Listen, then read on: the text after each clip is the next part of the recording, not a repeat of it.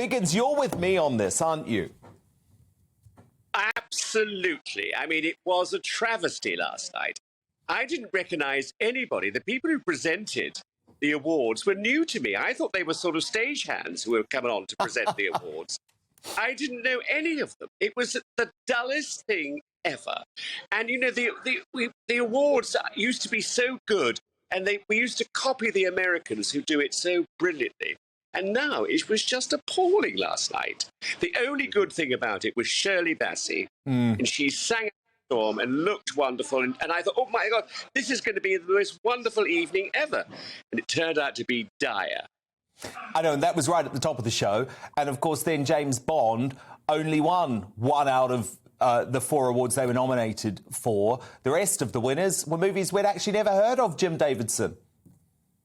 Well, I didn't watch it, and of course the winners are all winners of films that no one wants to see or no one's ever gonna see. I don't know what's about. I don't watch it because I'm in the other side of show business that, you know, gets out and gets laughs. I mean, and you know why the staff were wearing masks, don't you? They're probably so embarrassed to be seen with all this lot. That's what it is. They're saying, please don't get me involved with all this. No, the lovies are lovies, and I tend to stay away from them, unless, of course, it's Chris Biggins, who I am in love with. He is a fantastic actor. And all actors don't have to be the complete lovies, do they? There's great actors. I'm looking at one next to me now.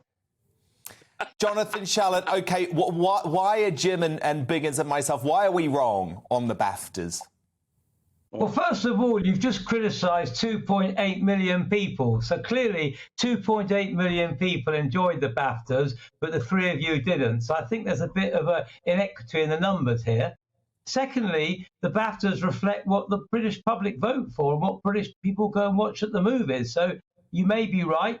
People might not have heard of some of the films, but that's what the public voted for and the BAFTA committee voted for. So I think that is what reflects the culture this year. It may be next year it's worse, it may be better. But I think your argument applies to all award ceremonies. All award ceremonies do is reflect what happened to the year before. And clearly in the minds of the 3 of you, what happened in the last year in the movies was terrible. So 2.8 Well, no, I think there's been great movies, but the point is they're not the movies that are nominated for the BAFTAs anymore. And Biggins, there has been a real change on that front, because if you look even 2 decades ago, you had movies like The Lord of the Rings and Titanic would win, you know, big blockbusters. And just, you know, they were great. And the awards are good because it encourages people to go to the cinema. But this would yesterday's disencourage anybody going to the theatre, to the cinema to see these films. Jim Davidson, what do you think about...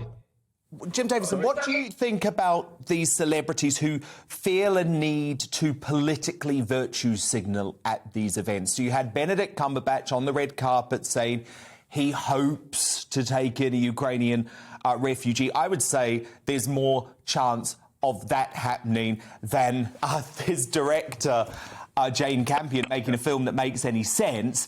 But what do you make of it when they take over these ceremonies to politically pontificate? Well, it's what people do. It's their chance to get on the soapbox. Ask him if he'll take in a veteran that's homeless, that's fought in many wars for our country. No, that's not lefty enough. I mean, I don't mind all these guys. They're all lefties. They all get together and sit round and do the Guardian crossword, but they're not in the real world. And this girl, is she funny? Then I'm in the wrong job.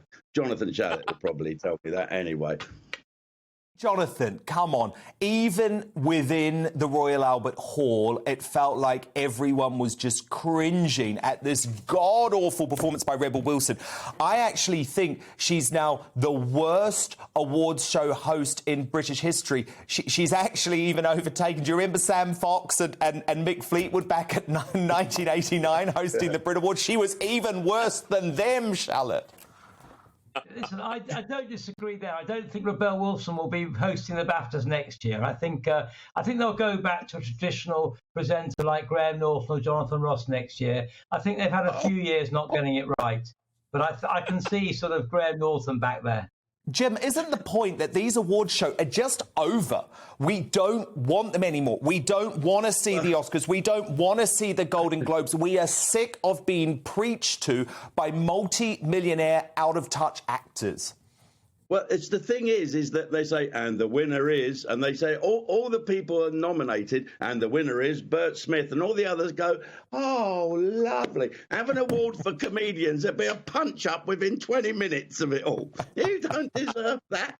I mean, it is just full of self-licking ice creams, aren't they? It really is ridiculous. And Jonathan, 2.8 million people watched it. But there's 3 honest people here now saying we didn't like it. I haven't heard from the others. No. But the 3 of you do have one thing in common. None of you have been nominated for a BAFTA, so perhaps you're a wee bit jealous. Oh, God, I would not want to turn up to any BAFTA event. Hello. Do you know, Biggins, the moment when I decided that the film industry has lost the plot was when Emma Watson introduced the outstanding British film gong. And by the way, it should have gone to a brilliant little movie called Belfast, which was actually great. Of course, that didn't win. Yeah. And she read out her little citation, and she said, our industry is blessed with so many diverse voices exploring ideas of sexuality, race, religion and identity, different ways of being.